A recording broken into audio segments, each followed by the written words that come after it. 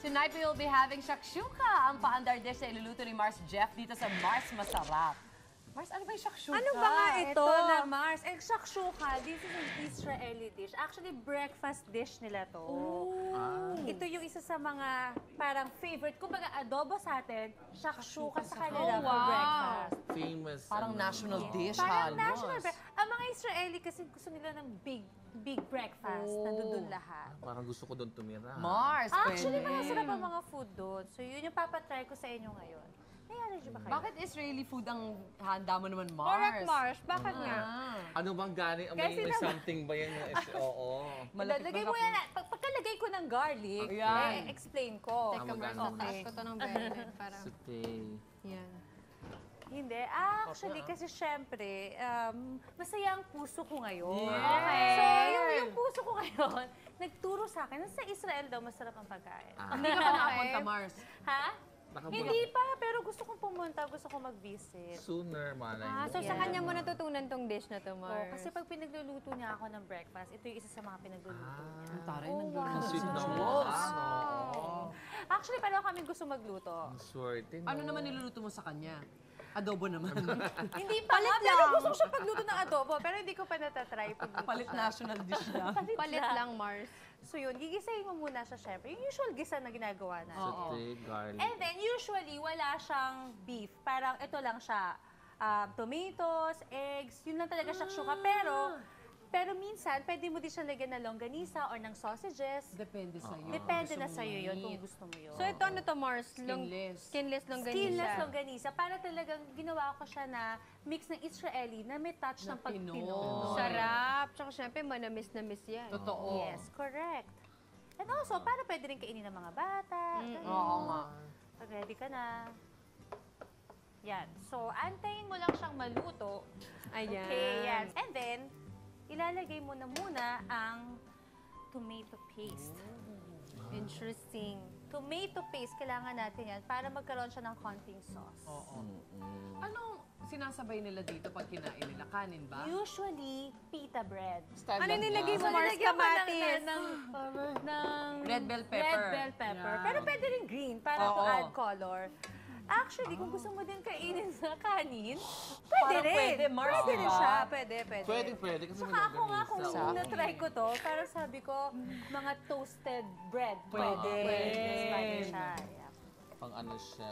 Okay, tapos ngayon, ilalagay na natin ang tomato. Yan, sarap.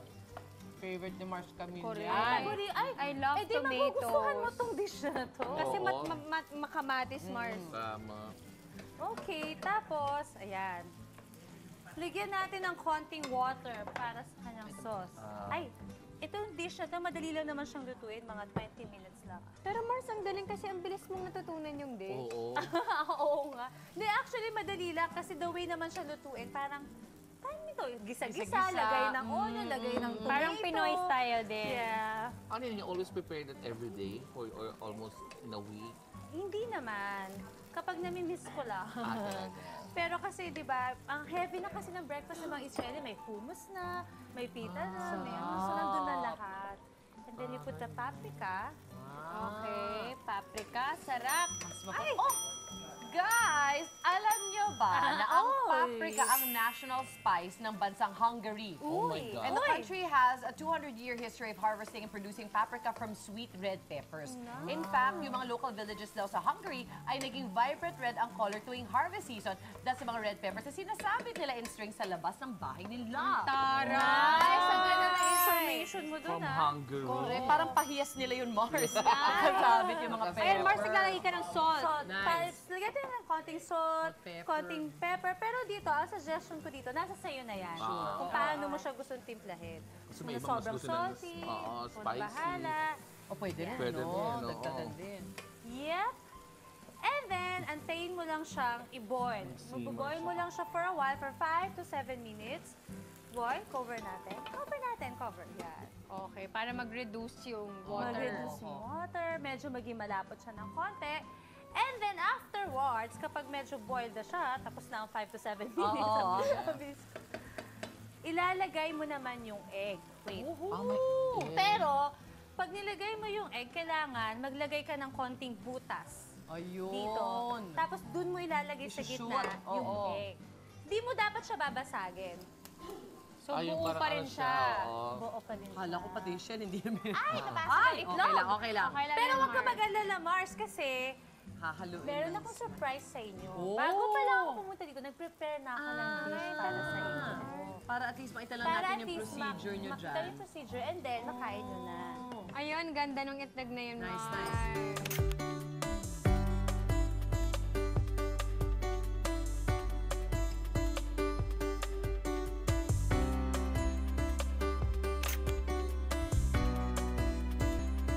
Okay, so ano? Ang sarap! Na-enjoy nyo naman? Manamis-namis yung peppers, tsaka siguro yung longganisa. Yung longganisa also.